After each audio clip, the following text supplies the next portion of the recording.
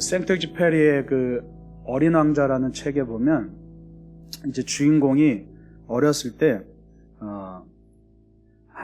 그 원시림을 다룬 책을 통해서 보아뱀이 다른 커다란 동물을 잡아먹는 것을 신기하게 봤습니다. 그래서 이제 그림을 그립니다. 길쭉하게 뱀 한 마리를 그리고 가운데 배가 볼록 튀어나온 그림을 그리죠. 그래서 어른들에게 자랑스럽게 보여줍니다. 그러면서 어른들에게 묻습니다. 무섭냐고 묻습니다. 근데 어른들은 다 하나같이 보니까 다 생긴 게 모자같이 생겼거든요. 근데 길 따라서 가운데 볼록 튀어나온 그런 그림이죠. 아주 단순한 그림입니다. 그래서 어른들에게 묻지만 다 하나같이 모자라고 대답을 합니다. 그래서 이 아이가 실망해서 다시 그 안에 코끼리가 담겨져 있는 그림을 다시 그리고서 어른들에게 보여줍니다. 그제서야 어른들을 이해를 하죠. 그런데 그러면서 어른들이 하나같이 하는 얘기가 이런 데 신경 쓰지 말고 더 열심히 공부해서 훌륭한 사람이 되라고 그렇게 조언을 해줍니다. 그러고 나서 오랜 동안 시간이 지났습니다. 이제 조종사가 되어서 비행기를 몰고 가다가 사막에 불시착을 합니다. 그리고 거기서 어린 왕자를 만납니다. 그런데 자기는 이 비행기를 고쳐서 빨리 다시금 생존해야 되는데 이 어린 왕자가 이 주인공을 보고서 대뜸 만나고서 하는 말이 양을 한 마리 그려달라고 말하죠. 그래서 바쁜데도 불구하고 양을 한 마리 그려줍니다. 그런데도 어린 왕자는 만족해하지 않습니다. 몇 번을 그렇게 거듭하고 나서 너무나 귀찮아서 그냥 빈 상자 하나를 그려놓고서 거기에 구멍을 뚫어놓고 네가 여길 쳐다봐. 그러면 이 상자 안에 양이 있을 거야. 이렇게 말합니다. 근데 그때서야 어린 왕자가 그 그림을 보고서 내가 정말 바라던 양을 그려주셨네 하면서 만족하죠. 이 이야기는 뭐냐 하면 이 보아뱀의 이야기도 그렇고 이 양의 이야기도 그렇고 결국엔 눈에 보이는 게 전부가 아니라는 것을 이야기하고 있습니다. 그래서 때로는 그렇습니다. 우리가 나이를 먹고 자라가면서 어린아이 때 보던 것을 점점 어른이 되어가면서 보지 못할 때가 굉장히 많습니다. 마치 그 주인공이 보아뱀 그림을 그리고 어른들에게 보여줬을 때 어른들이 그것을 알아보지 못하고 타박을 했듯이 우리가 살아가는 가운데 우리는 늘 항상 보이는 것만을 바라보고서 보이는 것을 잘 볼 줄 아는 사람을 똑똑한 사람, 지혜로운 사람이라고 그렇게 말하면서 살아가죠. 여러분, 사과에서 씨앗을 보는 것은 누구나 할 수 있습니다. 그런데 씨앗을 바라보면서 그 씨앗에서 사과를 볼 줄 아는 눈은 아무나 가질 수 있는 눈은 아닙니다. 근데 저는 그렇게 생각합니다. 신앙이란 것은 그 씨앗을 바라보면서 사과를 볼 줄 아는 눈, 그것이 바로 우리 신앙의 눈 아닌가 그런 생각을 해봅니다. 보이지 않는 것을 보아야 되는 거죠. 그래서 예수님께서 어린아이와 같지 않으면 천국에 들어갈 수 없다고 말씀하신 그 말씀도 어쩌면 이런 뜻에서 말씀하신 것이 아닐까 생각해 봅니다. 어린아이들은 보이지 않는 것을 볼 수 있는 눈이 있습니다. 그러나 시간이 지나면서 점점 그 눈이 퇴화돼 가죠. 어른들이 시키는 대로 세상에서 배우는 대로 그냥 보이는 것만 보면서 그렇게 살아가게 됩니다. 그래서 우리가 신앙이라는 것은 보이지 않는 것을 보는 것인데 어떻게 보이지 않는 것을 볼 수 있습니까? 그게 가능하려면 우리가 경험을 해야 됩니다. 경험을 하면 보이지 않아도 내가 볼 수 있는 눈이 생기고 그것이 있다는 것, 존재한다는 것을 깨닫게 됩니다. 하나님도 마찬가지입니다. 하나님은 보이지 않는 분입니다. 그런데 우리가 어떻게 보이지 않는 하나님을 믿을 수 있습니까? 아무리 하나님 나에게 보여주십시오, 하나님 나에게 나타나 주십시오 하고 해도 하나님은 우리에게 보이지 않는 분인데 어떻게 우리가 그 보이지 않는 하나님을 100% 확신하고 살아갈 수 있겠냐는 거죠. 유일한 해답은 만나지 않고서는, 경험하지 않고서는 보이지 않는 하나님을 믿을 수가 없다는 사실입니다. 그래서 하나님을 만나고 하나님과 함께 동행하면서 하나님의 은혜를 헤아리게 되면 우리가 그 하나님이 하시는 일들이 보이기 시작하죠. 내가 하나님을 만났다고 하지만 하나님이 행하시는 일들을 보지 못한다면 우리는 그건 하나님을 만난 게 아닙니다. 여러분, 지금 여기서 하나님 나라가 임한다는 뜻은 뭡니까? 다른 사람은 몰라봐도 내 스스로 경험할 수 있는 더 큰 세계를 경험하는 겁니다. 그걸 경험하는 사람은 자연히 믿음이 커져가고 어떤 상황에도 휘둘리지 않고 내 안에 하나님의 나라가 있으니 내 안에서 하나님의 나라를 누리며 살아갈 수 있게 되는 거죠. 여러분, 보이는 것을 보고 듣는 것을 듣는 것은 누구나 하는 겁니다. 그러나 보이지 않는 것을 보고 들리지 않는 것을 듣는 것은 오직 믿음에 의해서 가능하죠. 그래서 이스라엘 백성들은 한 번도 가보지 못하고 한 번도 보지 못한 그 가나안 땅을 향해서 나아갔습니다. 어떻게 갔습니까? 그들 안에 하나님께서 믿음을 주셨을 때 그들은 그 한 번도 경험해보지 못한 가나안 땅을 갈 수 있었죠. 아브라함은 어떻게 하란을 거쳐 가나안 땅으로 갔습니까? 자기 고향 갈대아 우르를 떠날 때 어마어마하게 큰 결심을 해야 했습니다. 목숨을 내어놓는 그러한 모험을 해야 했습니다. 그러나 아브라함이 떠난 것은 믿음으로 인해서 그가 떠났죠. 믿음으로 인해서 보이지 않는 것을 볼 수 있었기 때문에 떠났습니다. 여러분, 하나님을 만난다고 해서 내 삶에 당장 눈에 보이게 달라지는 것은 사실 없습니다. 우리가 예수님을 만나면 뭔가 확연하게 내 삶이 달라지겠지, 뭔가 어마어마하게 큰 변화가 나타나겠지라고 기대하지만 정작 예수를 믿고 나서도 정작 내 삶에 보여지는 내 삶은 달라지는 것이 그다지 없습니다. 그러나 그 순간부터 하나님은 나도 모르게 내 안에서 어마어마한 일을 행하시고 계시다는 겁니다. 나는 느끼지 못하지만, 나는 깨닫지 못하지만 보이지 않는 곳에서 하나님은 나를 통해서 엄청난 일을 행하시죠. 그게 바로 오늘 이 말씀에 씨 뿌리는 자의 비유입니다. 여러분, 씨앗이 땅에 심기옵니다. 씨앗이 땅에 심겨졌을 때 깜깜한 어둠뿐입니다. 아무것도 없는 어둠뿐입니다. 그런데 씨앗이 심겨졌을 때 어떻게 됩니까? 씨앗이 처음에 심겨졌을 땐 수분을 빨아들이면서 이 딱딱했던 껍질이 서서히 부드러워지고 그 껍질이 터지기 시작합니다.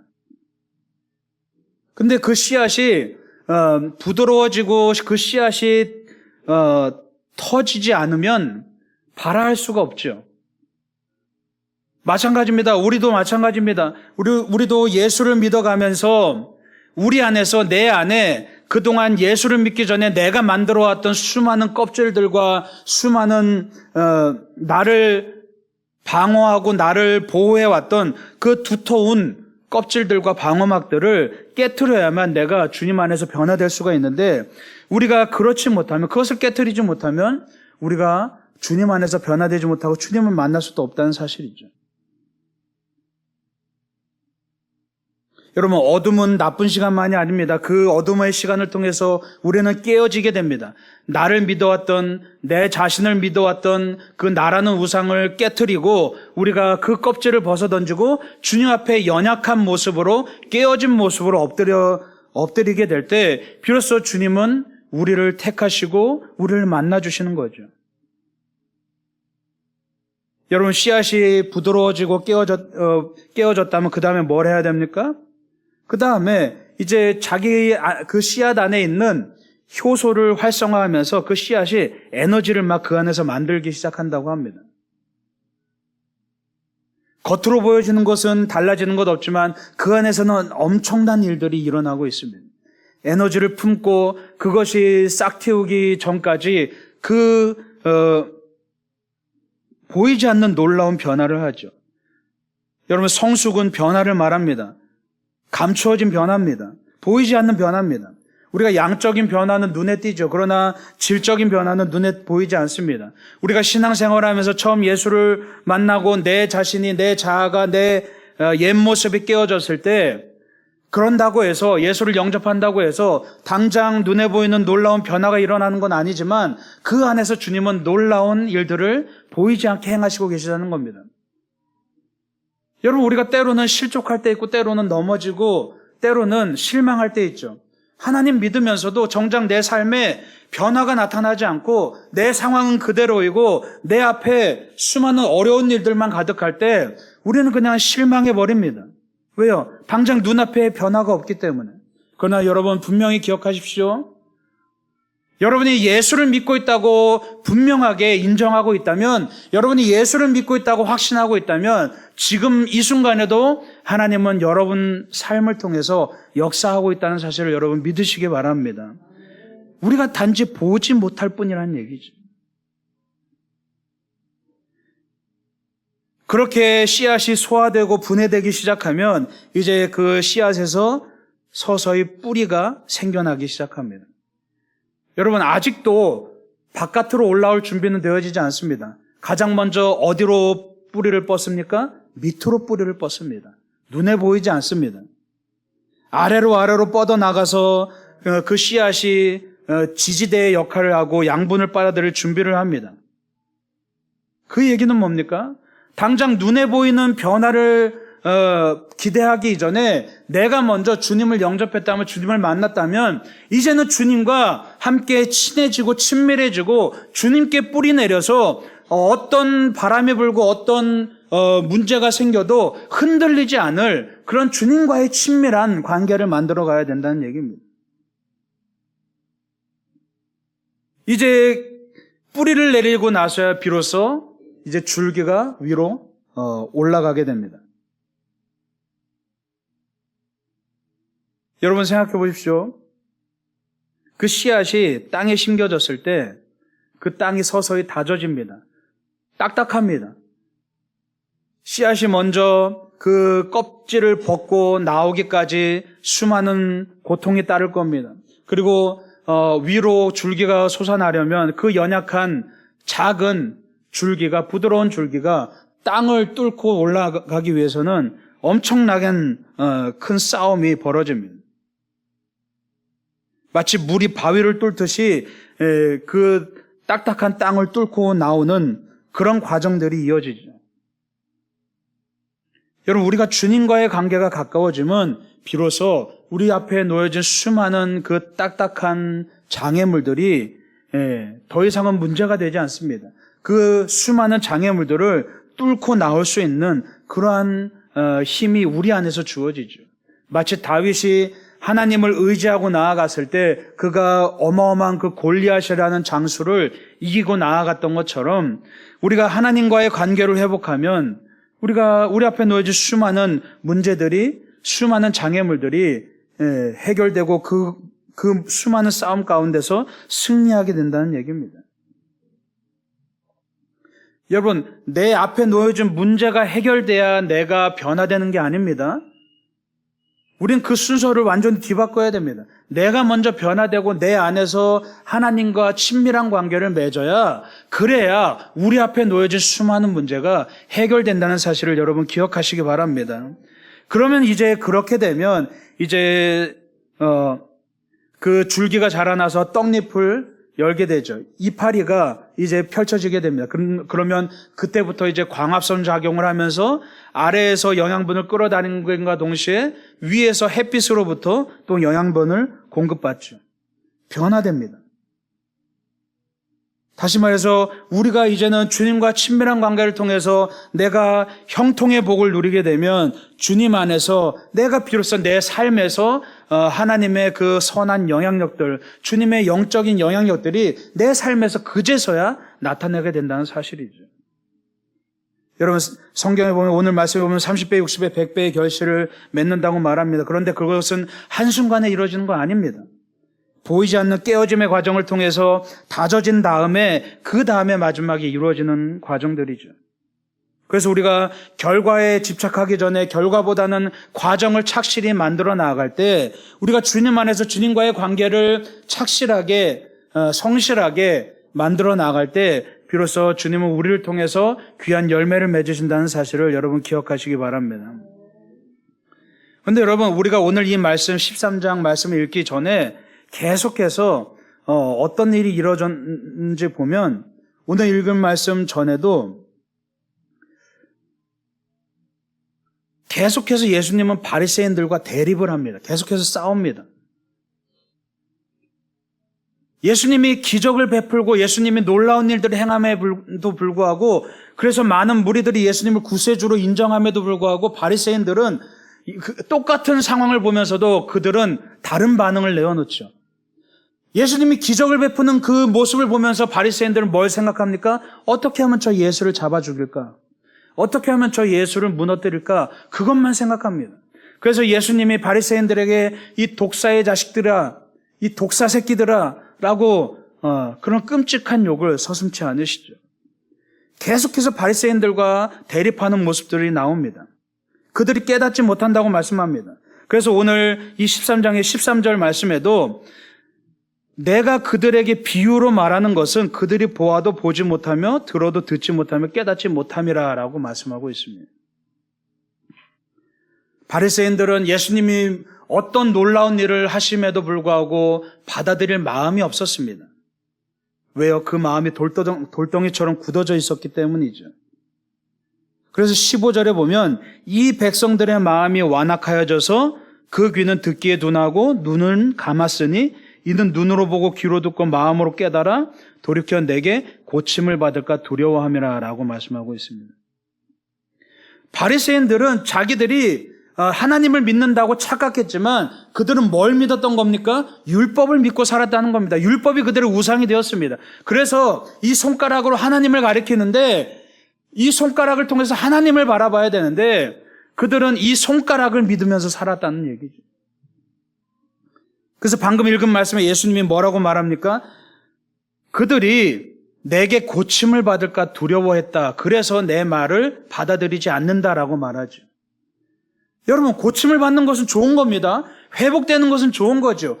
잘못된 것이 올바로 바로 잡히는 것은 누구나 다 환영하고 좋아해야 될 일입니다. 그런데 이 바리새인들은 고침을 받을까 봐 두려워했다고 말하고 있습니다. 왜요? 뭐 때문에요? 고침을 받는다는 거 좋은 거잖아요. 교정한다는 것, 바른 자리로 돌아온다는 건 좋은 거죠. 그런데 왜 두려워했습니까? 다른 게 아닙니다. 그들은 변화를 싫어했다는 겁니다. 그들은 자기가 믿는 것이, 자기들이 섬기는 것이 옳은 것이라고 100% 확신하고 있었기 때문에 그 지나친 확신이 그들을 고침받을 수 없게 만들었다는 얘기입니다. 그들의 마음이 완악했다고 말합니다. 그들의 완고한 마음이, 돌덩이같이 굳어진 마음이 그들을 변하지 못하게 만들었다는 거죠. 그래서 17절에 보면 많은 선지자와 의인이 너희가 보는 것을 보고자 하여도 보지 못하고 듣지 못한다라고 말하고 있습니다. 여러분, 선지자는 하나님께서 부르신 사람이잖아요. 의인은 말 그대로 하나님이 택하신 사람이죠. 근데 그들이 듣지 못한다는 겁니다. 이 말은 뭡니까? 바로 자칭 선지자, 자칭 의인을 말하는 겁니다. 내가 선지자라고 생각하는 사람, 내가 의인이라고 생각하는 사람, 100% 무모한 확신을 가지고 살아가는 그 사람들은 마음이 완악하여서 절대로 변화될 생각을 하지 않는 사람, 내가 죄인이라고는 눈꼽만큼도 여기지 않는 그 사람들은 보지도 못하고 듣지도 못한다고 말씀하고 있는 겁니다. 그래서 주님은 죄인을 부르러 오셨다고 말씀하고 있습니다. 의인을 부르러 오지 않았다고 말씀하고 있습니다. 왜요? 내가 의인이라고 생각하는 사람은 절대로 변화될 수 없기 때문이죠. 하나님도 소용없습니다. 예수님도 소용없습니다. 그 마음이 돌덩이처럼 굳어져서 그들의 가진 지나친 확신이 그들을 예수님께로 영접하지 못하도록 만들고 있다는 얘기입니다. 그래서 여러분 9절에 마지막에 예수님께서 뭐라고 말씀합니까? 귀 있는 자는 들으라라고 말씀하시죠. 예수님도 어쩔 수 없다는 겁니다. 저 바리새인 같은 사람들, 저 서기관 같은 사람들, 저 사두개인 같은 사람들, 저들은 나도 어쩔 수 없어. 내가 너희를 구원하기 위해서 내 목숨까지도 버리러 이 땅에 왔지만 나도 저 완악한 사람들은 나도 어쩔 수 없어. 자기들이 선지자라고 생각하고 자기들이 100% 옳다고 생각하고 자기들이 의인이라고 생각하는 저 독사의 자식들에겐 나도 어쩔 수 없어. 내 생명을 줘도 저들은 돌아오지 않아. 나도 어쩔 수 없어 라고 그렇게 말씀하고 있습니다. 그래서 죄인이라고 생각하는 너희들, 연약하다고 나를 의지하고 있는 너희들만이라도 이 얘기를 들어줘 라고 예수님께서 말씀하고 있는 거죠. 여러분, 귀가 없어서 못 듣는 게 아닙니다. 눈이 없어서 못 보는 게 아닙니다. 우리는 흔히 한 귀로 듣고 한 귀로 흘린다고 말합니다. 그게 무슨 말입니까? 내가 그 말에 관심 기울이지 않고 집중하지 않을 때 그 말은 나에게 아무 쓸모가 없는 말인 겁니다.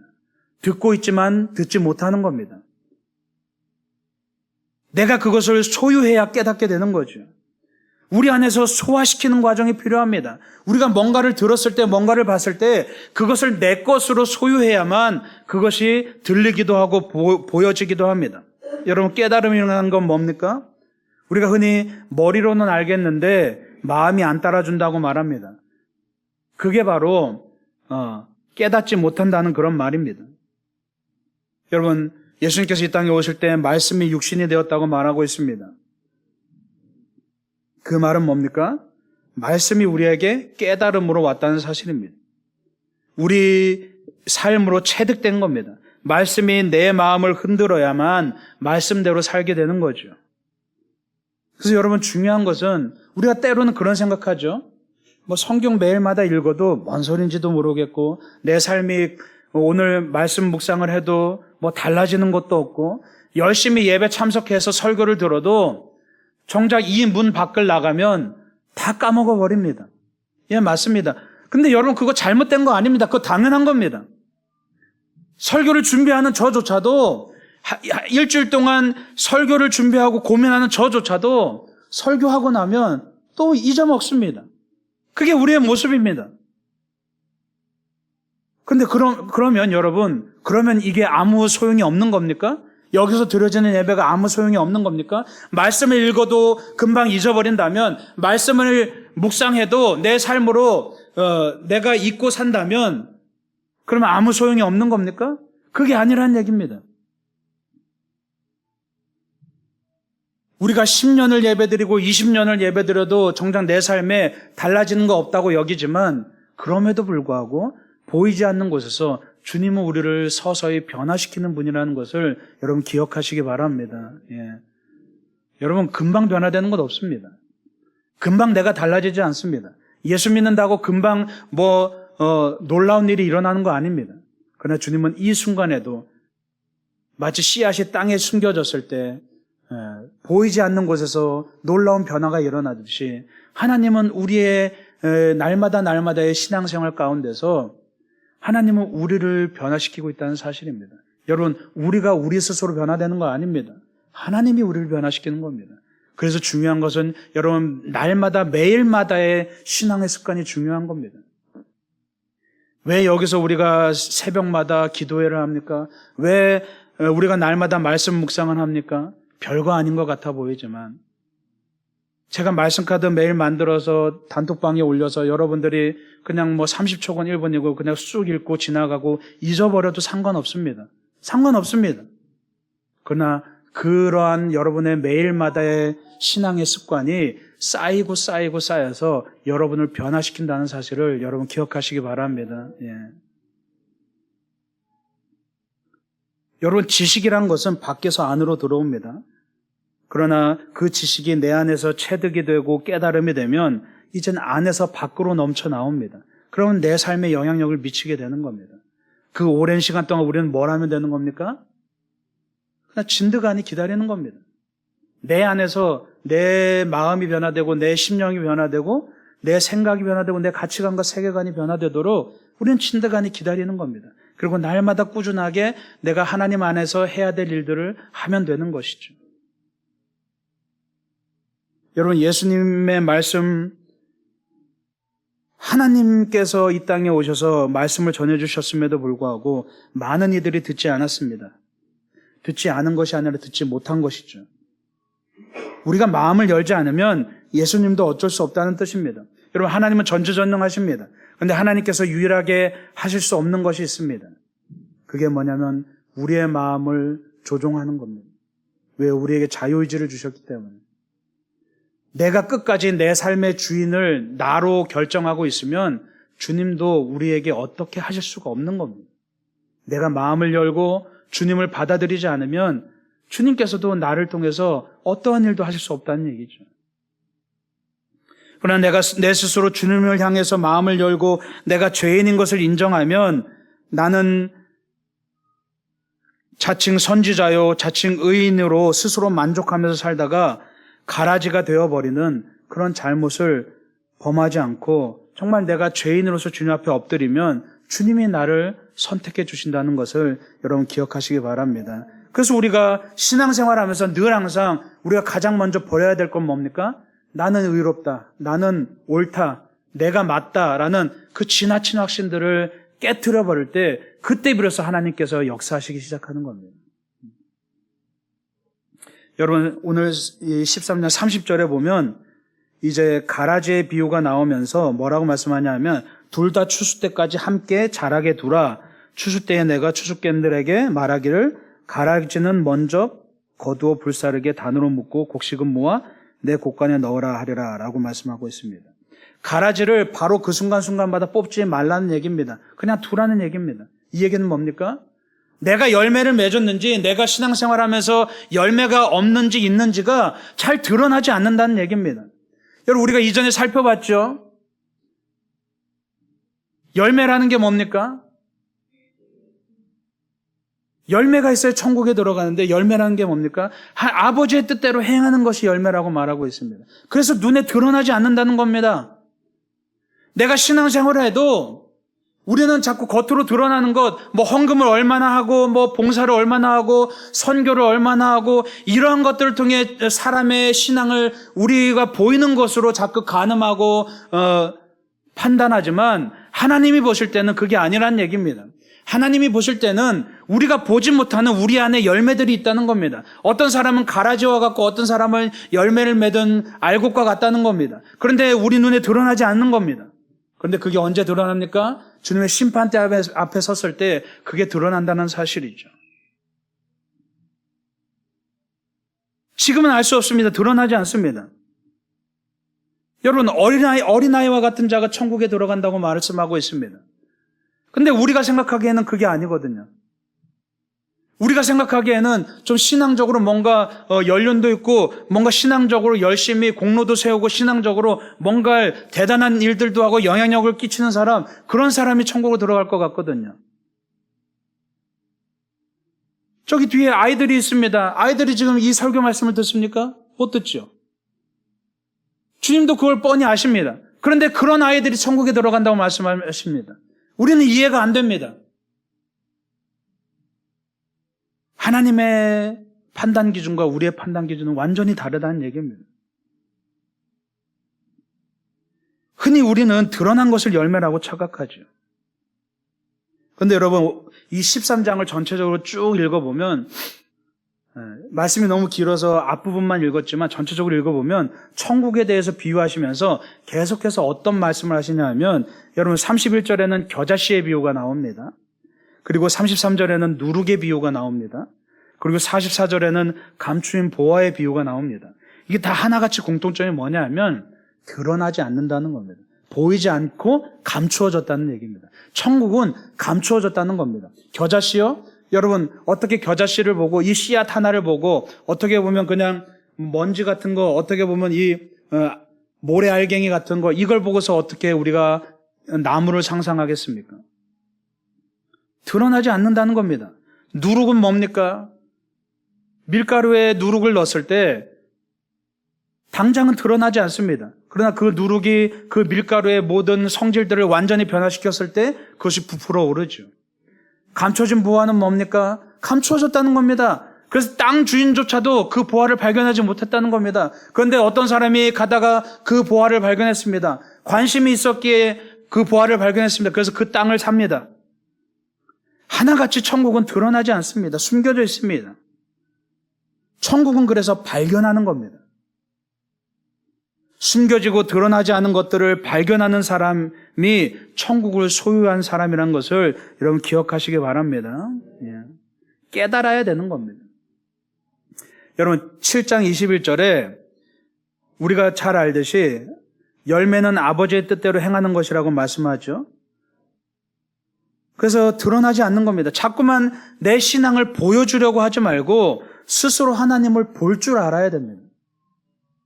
보여주려고 하는 사람, 이 사람이 자칭 의인입니다. 이 사람은 결국 가라지가 되는 겁니다.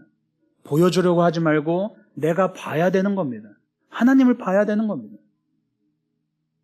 모든 상황과 모든 내 삶에 일어나는 일들 가운데서 하나님을 볼 줄 알아야 됩니다. 그 상황 자체를 보는 것이 아니라 하나님을 볼 줄 알아야 됩니다. 다윗이 골리앗에게 그렇게 무모하게 달려갈 수 있었던 이유는 다윗이라는 그 상황을 바라본 게 아니라 그 뒤에 계신 하나님을 바라봤기 때문에 사실은 다윗은 골리앗을 못 본 겁니다. 뻔히 눈앞에 거대한 장수가 서 있지만 다윗은 하나님께 집중하느라 골리앗을 못 본 겁니다. 그래서 그렇게 무모하게 달려가면서 물맷돌질을 할 수 있었던 거죠. 우린 날마다 주어지는 상황과 날마다 벌어지는 일들 가운데서 넘어지고 쓰러지고 기쁜 일이 있을 때는 막 솟아올랐다가도 슬픈 일이 닥칠 땐 바로 주저앉아 버립니다. 왜요? 당장 눈앞에 보는 것에 집중하다 보니까 그렇죠. 여러분, 그 뒤에 하나님이 계시다고 상상해 보십시오. 슬픈 일이 일어났을 때 그 뒤에 하나님이 계시다고 상상해 보십시오. 별로 두렵지 않습니다. 기쁜 일이 일어났을 때 그 뒤에 하나님이 계시다고 상상해 보십시오. 야, 내가 잘해서 된 거야. 내가 능력이 있어서 된 거야. 그런 생각 싹 들어가죠. 하나님의 은혜에 감사하게 되는 겁니다. 그래서 우리가 보이지 않는 것을 볼 수 있는 눈이 있어야 비로소 하나님의 섭리를 깨달을 수 있는 겁니다. 우리가 시끄러운 세상에 수많은 소리들에 귀 기울이다 보면 주님의 속삭임을 듣지 못합니다. 주님의 말씀이 없으셔서 주님이 침묵하셔서 듣지 못하는 것이 아니라 주님은 끊임없이 우리에게 말씀하시는데 세상의 소리가 더 크기 때문에 우리는 주님이 나에게 말씀 안 하신다고 착각하면서 살아갑니다. 우리에게 들린다 하여도 마음이 울리지 않기 때문에 내 마음이 다른 곳으로 가 있기 때문에 한 귀로 왔다가 한 귀로 흘려버리게 됩니다. 여러분 집중하시기 바랍니다. 여러분이 하나님을 만나고 싶다면, 하나님의 음성을 듣고 싶다면, 하나님을 보고 싶다면 여러분 거기에 집중하시기 바랍니다. 그러면 우리는 천국은 발견하는 겁니다.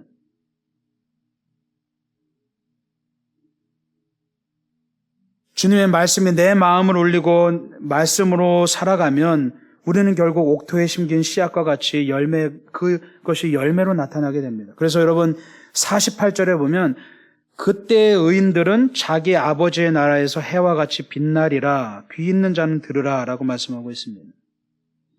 그때에 나타난다는 겁니다. 내가 원하는 때에 나타나는 게 아니라 그때라는 건 뭡니까? 주님의 때를 말하고 있습니다.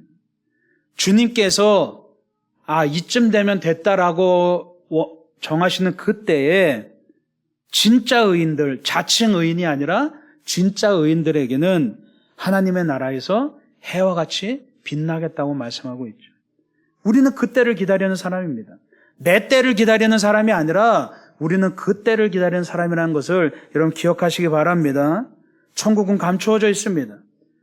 내 삶에 아무런 일도 나타나지 않는다고 해서 하나님을 원망하고 실망하고 때로는 하나님을 떠나는 것이 아니라 그럼에도 불구하고 여전히 내 삶을 통해서 일하시는 하나님을 기억하면서 정말 오늘 이 말씀처럼 여러분 삶 가운데서 하나님을 인정하고 하나님의 말씀대로 묵묵히 하루하루를 살아가는 그 습관 가운데, 그 태도 가운데 하나님께서 역사하시고 그리고 하나님의 때가 되면 여러분을 빛으로 부르신다는 사실을 여러분 기억하시기 바랍니다. 그래서 오늘 말씀을 기억하면서 돌아오는 한 주도 하나님의 자녀로서 그렇게 천국을 발견하는 그런 여러분들 되시길 간절히 축원합니다. 기도하겠습니다.